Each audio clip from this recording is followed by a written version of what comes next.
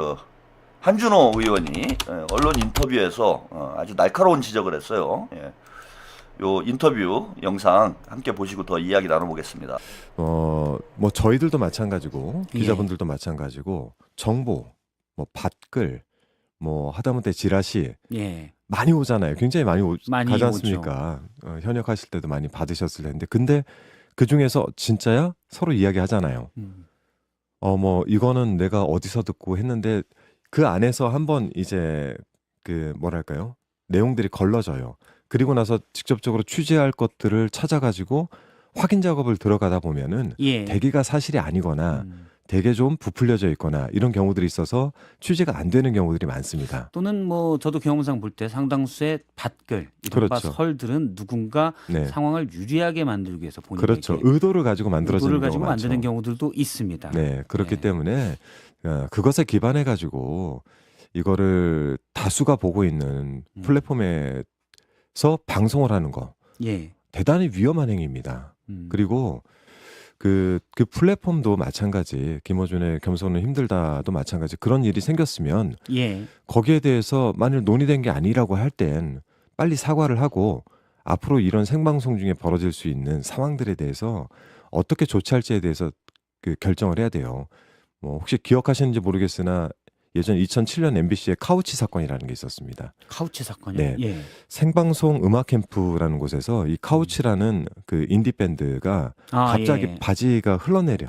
그 그룹이 카우치였군요. 네네. 흘러내려서 생방송 중에 카메라가 그 순간적으로 잡히기 때문에 피하질 못하고 몇 초간 그게 생방송에 적나라하게 나와서 MBC는 9시 뉴스에서 그걸 사과를 하고, 두 번째는 3개월간 방송을 정지하고 이후에 5분 딜레이 방송 형태로 쇼 음악 중심으로 프로그램이 바뀝니다. 그러니까 이런 식으로 뭔가 생방송 중에는 사고는 있을 수 있으나 이후 대처도 굉장히 중요한 것 같습니다. 대처도 중요하다. 그러면 자, 김어준이 본인이 그런 얘기를 했어요. 내가 구독자가 많이 나오는 게, 동접자가 많은 게 죄냐? 동접자가 많이 나오니까 장인수가 여기 와서 폭로를 한 거고, 나는 그냥 플랫폼만 제공을 했는데 나는 죄냐, 이런 주장을 한 거예요. 김어준이 아까 그런 식으로 변명을 했습니다. 근데 이거 보세요. 지금 한준호 의원이 아주 정확한 비유를 좀 들었다고 봐요. 이 카우치 사건이 뭐냐면은 한 20년 됐죠? 20년 전에 인디밴드가 그 MBC에 출연을 했는데, 방송 중간에 이제 펑크락을 하는 친구들이어가지고, 펑크락 하는 친구들은 이제 뭔가 사고를 쳐야 된다라는 이런 어떤 강박관념을 가지고 있는 거야. 그래서 화끈하게 이제 펑크 정신을 보여주겠다 그러면서 바지를 내렸어. 아니 그게 왜 펑크 정신이야? 대가리에 펑크가 난 놈들이지. 바지를 왜 내립니까? 펑크 정신이라는 건 뭐 저항 정신 이런 건데, 거기 나와가지고 무슨 뭐 윤석열 퍽큐, 뭐 이명박 족가라 뭐 이런 걸 했으면 내가 이해나 돼요. 아니 바지 내리고 꽈추 내놓는 게 그게 무슨 저항이야? 뭘 저항한 거야 도대체? 응? 그 영국에 이제 펑크 음악이 영국에 생긴 거잖아요. 영국에 이제 노동 계급들이 불만이 많으니까 뭐 여왕 뭐 엿먹어라, 영국 여왕 뭐 그런 거잖아. 그 유명한 섹스 피스톨즈 뭐 이런 거 있잖아요. 에? 거기 보면 뭐 무슨 영국 여왕 엿먹어라 막 이런 노래 만들고 막 욕하고 뭐 이러는 거지. 아니 미친놈들이 그 메시지 그 정신을 갖다가 뭐 수입을 하든지 해야 되는데 뭐 뜬금없이 바지를 내렸어. 깜짝 놀랐어. 저도 어떻게 공교롭게 그날 방송을, 제가 그런 음악 방송 같은 거 잘 안 보는데, 아니 그 방송을 어쩌다 이렇게 본 거야. 보는데 뭐 미친놈들이 얼굴에다 뭐 희한한 걸 하고 나와가지고 막 뭐 기괴한 분장을 하고 나와가지고 바지를 내려가지고 꽈수가 탁 나왔어요. 난 이건 뭐지? 예? 아니 그런 기가 막혔던 사건이 20년 전에 있었습니다. 근데 그때 여기 보세요. 카우치 하이 탈의 사건. 그냥 꽈추 노출 사건 이래야 되는데, 하이 탈의 사건 이후에 PD, 작가도 경찰서행, 마약 검사까지 했다라는 거예요. PD, 작가도 경찰서에 갔다라는 거야. 아니 MBC에서 당시에 이놈이 거기서 갑자기 꽈추를 내놓을 것이다, 이걸 어떻게 예상을 할 수 있습니까? 뭐 사전에 협의를 하지 않았을 거 아니야. PD하고 모여가지고 야 이번에 우리가 대한 꽈추의 기계를 보여주자. 전 세계에 우리 대한 까추의 힘을 보여주자. MBC를 이용해가지고 우리가 전 세계에 어떤 대한 남아의 어떤 건강미를 우리가 한번 보여주자. 뭐 이래갖고 작당을 한 거야 저게. 아니 PD도 피해자잖아. 예? PD도 피해자 아니에요. 근데 가서 조사를 받은 거예요. 일단 다 조사를 받아야 되는 거야. 자, 이게 무슨 얘기냐. 장인수가 이제 꽈추를 내놓은 놈은 장인수예요. 예, 장인수가 꽈추를 내놓은 건데 김어준은 몰랐다고 하더라도 조사를 받아야 되는 거예요. 지금 너 이거 꽈추 내놓을 거 알고 있었어 없었어? 어? 너 장인수 꽈추 미리 봤어 안 봤어?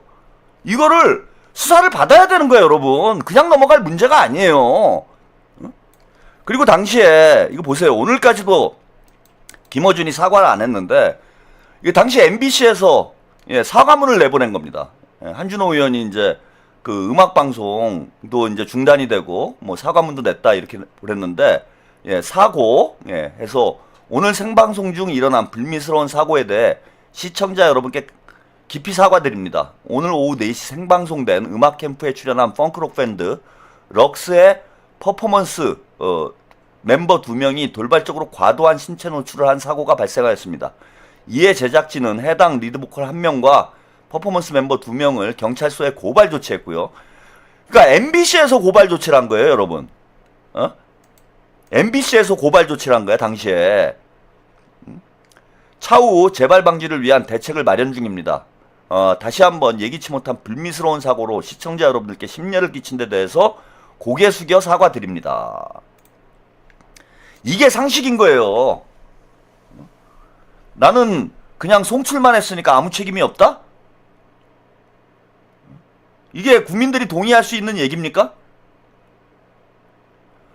김어준도 법적인 도덕적인 책임을 져야 돼. 근데 오늘까지도 이놈이 일주일 내내 사과 한마디를 안 하고 있잖아. 그리고 무고로 고소한다고? 고소해봐. 어? 너 그렇게 얘기하면 안 할 줄 알고? 이거는 법적 책임을 반드시 물어야 되는 문제고, 민주당에서 장인수만 고발을 했는데 일단 장인수만 고발을 하더라도요, 김어준 그 다음에 거기 출연진들 당시에 있었던 사람들, 왜냐하면 사전에 공모가 있었는지 없었는지를 확인을 해야 되는 거예요. 경찰에서는 이거 당연히 확인을 해야 돼. 공모가 있었는지 없었는지 확인해야 되기 때문에 출연진들, 제작진들 다 조사를 받아야 돼. 너 증거 문서로 안 남아있으니까 나는 안전할 거야. 웃기는 소리 하고 있네. 장인수가 너를 배신하지 않을 거라고 네가 어떻게 믿니? 봉지욱은, 주진우는, 그 다음에 PD들은 무슨 죄야? 작가들은 얘네들 입까지 다 막을 준비가 돼 있어? 자, 지금 민주당에서 강력 대응을 하겠다 이렇게 얘기를 했는데 지금 민주당만 대응을 할 분위기가 아니에요. 일단 뉴스 영상 한번 보고 가시죠. 여권에선 뉴스공장에서 제기된 이른바 공소 취소 거래설 여진이 이어졌습니다. 어제 민주당은 거래설을 제기한 기자에 대해 고발 조치에 나섰지만 일각에선 방송을 내보낸 김어준 씨에 대해서도 책임을 물어야 한다는 주장이 나온 겁니다. 청와대는 방미심의 조사를 언급했습니다. 박사라 기자입니다.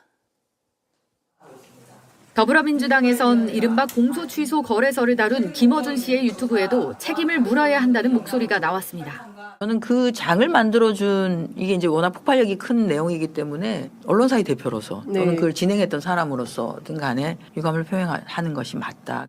전날 당이 이를 언급한 기자에 대해서만 명예훼손 혐의로 고발하기로 했는데 이것만으로는 부족하다는 겁니다. 친명계 모임인 더민주 전국혁신회의는 공론장을 오염시키는 극우 유튜버 행태와 다르지 않다고 비난하며 반성과 사과, 재발 방지 노력을 요구하는 성명을 냈습니다. 당이 가능한 모든 조치를 검토 중이라고 밝힌 가운데 청와대는 방송미디어통신심의위원회 조사를 언급했습니다. 매우 부적절한 가짜뉴스다 생각을 하고 당 차원에서 잘 대응을 할 것으로 보고 또 방미심의에서 아마 이거 조사가 하지 않을까 싶습니다. 김 씨는 의혹 제기 내용을 사전에 알지 못했다며 강경 대응을 예고했습니다.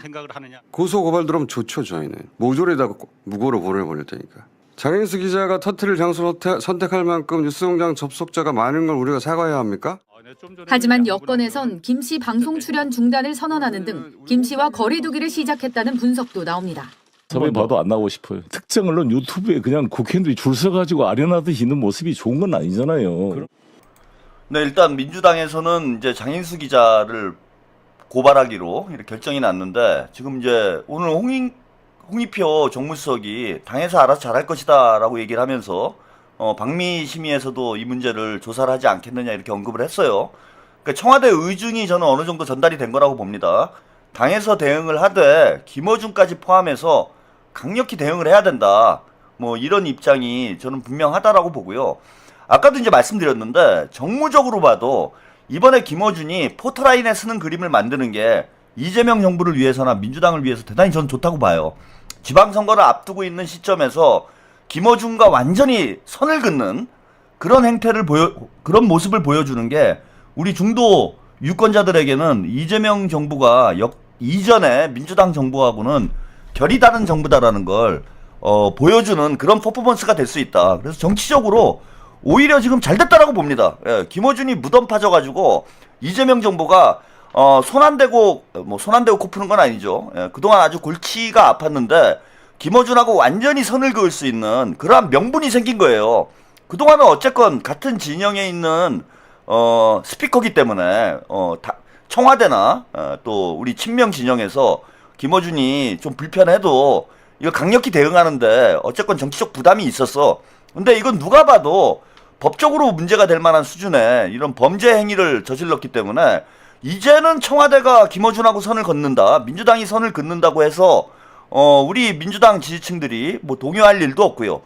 오히려 김어준하고 선을 긋고 김어준이 포토라인에 서는 이런 그림이 나가면은 중도층들은 민주당에 더 마음을 여는 이재명 대통령에게 더 마음을 여는 그런 과정으로 가지 않을까 이렇게 봅니다. 이철우님, 최평님 처음에 JTBC 사장이 홍보석으로 갈 때 걱정했는데 여당하려면 결국 자기 언론이 필요한 것 같긴 하네요. 이 언론 싸움을 잘해야 돼요. 그 김어준 믿을 놈 아니다라고 제가 누차 말씀드렸고 이재명 대통령이 당선된 이후에 직후에 제가 방송에서 그런 말씀드린 적 있잖아요. 저는 묻지마 이재명 지지를 하겠다. 이런 선언을 했어. 쟤네들이 진보 미디어들이 더 흔든다라는 걸 노무현 정부 때 저는 뭐 누구보다도 뼈저리게 제가 경험을 해봤기 때문에 자 대통령이 되는 순간 이 진보 미디어들이 진보 매체들이 오히려 이재명 대통령을 공격할 것이다. 그리고 진보 연하는 그런 언론 매체들도 문제지만은 친문 진영이 유튜브를 완전히 장악한 상황이기 때문에 이제는 본격적으로 당내 권력을 얘네들이 탈환하기 위해서 당권을 탈환하기 위해서 즉 조국을 대통령을 만들고 정청래를 당대표를 만들기 위해서 계속 이재명 정부를 흔들 거다라고 저는 예상을 했어요. 그래서 초기에 그 오광수 민정수석권 여러분 기억나시죠? 오광수 민정수석권 때 제가 진보 채널들하고 당시에 다 오광수 경질해야 된다라는 게 대부분의 의견이었잖아. 근데 제가 세게 들이받았잖아요. 네? 그리고 뭐 저에 대해서 당시에 불만을 가지고 있었던 분들도 있는데 저는 이렇게 될 걸 알았어요. 그래서 초기에 진압을 하지 못하면은 계속해서 질질 끌려다니는 상황이 벌어질 수밖에 없었고 결국은 여러분 보세요. 검찰개혁 이슈 가지고 지금 진보 매체들이 계속해서 이재명 정부 공격하고 흔들고 그게 나아가서 이제는 이재명 대통령을 뭐 탄핵해야 된다라는 등 뭐 이런 얘기까지 나오고 있잖아. 이게 처음 벌어진 일이 아니야, 여러분. 여러분들이 기억을 못 하셔서 그러는 거지. 예상됐던 수순대로 가고 있는 거예요, 지금.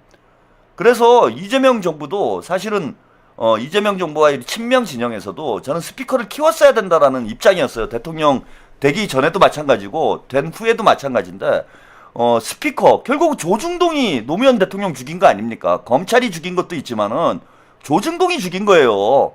조중동에서 그런 가짜뉴스 퍼뜨리고 그러지 않았으면은 노무현 대통령이 그런 극단적인 선택을 했겠나.